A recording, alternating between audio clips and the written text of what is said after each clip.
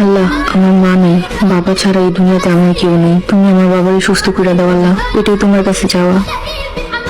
হে আল্লাহ, তুমি আমার নামাজ কবুল করো। আল্লাহ, তুমি খালু জানের সুস্থ করে দাও, খালু জানের মনের আশা পূরণ করে দাও, তানিয়াপুর বিয়ের হুকুম করে দাও, আমিন। এইটা কি? সিম্পল ভাবে আছে, ইচ্ছা মতো কথা কও। 5 বছর কিছু করবো না। আমার ভালো ফল লাগবে না, তুই আমার আইফোন দে। এই খবরদার, তুই তো করে করবি না। যার আইফোন তারা ফিরাই দিছি। তুই আমার জীবন নষ্ট করলি কেন? আমি তো ঠিক কথা কইছি। আফসা, আপনি এখানে কই যেতেছেন? কোনো দরকার? জি হুজুর, আপনি তো মানুষ ভালো না, এইটা বলতে এসেছি।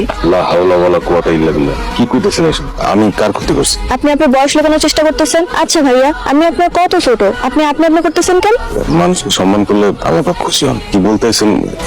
আপনার বিরুদ্ধে কিন্তু অভিযোগ আছে, আপনি 2টা মানুষকে কষ্ট দিতেছেন। জানেন তো মানুষের মনে কষ্ট দেওয়া ভারী অন্যায়। কিছুই বুঝলাম না, আমি আবার কারে কষ্ট দিলাম? খালু আর তানিয়াপুরে, খালু এত কষ্ট পাইছে, বিছানায় পড়ে গেছে। জানেন তো মানুষের মনে কষ্ট দেওয়া ঠিক না, এই ভারী অন্যায়। আপনার বোন কষ্ট বলতেছে? আমার আপুকে দেখতে এতই খারাপ যে একদম সরাসরি না করে দিলেন। আমি খুব সাধারণ একজন মানুষ, আয় রোজগার কম। তানিয়ার মতো শিক্ষিত মেয়েকে বিয়ে করার মতো যোগ্যতা আমার নাই। তাই বলে কি বড় লোকের সাথে গরিবের বিয়ে হয় না? এটা কি নাজায়েজ? আপনি আর কিছু বলবেন? না বললে যান, অসুবিধা আছে। তানিয়াপু আপনার বিকালে বাড়ি যেতে কইছে, আর যদি কষ্ট দিতে না চান যাইয়েন, এটাই একটা শেষ অনুরোধ। তানিয়াপুর আবার বললেন না, তানিয়াপু কষ্ট পাইছে, এর আমি আপনাকে কইয়া দিছি, বেচারি লজ্জা পাইবো। বাজার করতে যাইতেছিলাম, কত তার সাথে দেখা, কথা না কয়ে কি থাকা যায়? খালু এত বড় উপকার করলো, আবার মানুষটাও খুব ভালো। আমি কইলাম আপনি আমার আপুরে না করে দিছেন, আপনার সাথে কথা কমু না। কয় তানিয়ারে বিয়ে করার কোনো যোগ্যতা নাই আমার। উনি এই কথা বলছে তুমি? আরে হ আপু, কয় মেট্রিক পাস বলা আমি, ধন সম্পদ বলতে বাড়ি আর ছোট্ট একটা দোকান আছে। হাই রে, সম্পদ দিয়ে কি হবে? মরার সময় কি মানুষ সম্পদ কবরে নিয়ে যেতে পারবে? আচ্ছা তুই কি বললি? কইলাম আমার আপু সম্পদের ধার ধারে না, আর বাইচে থাকার জন্য যতটুকু খাবার দরকার ততটুকুই আমার আপু সন্তুষ্ট। আর 2 ঈদে 2টা সেট জামা পেলেই হবে।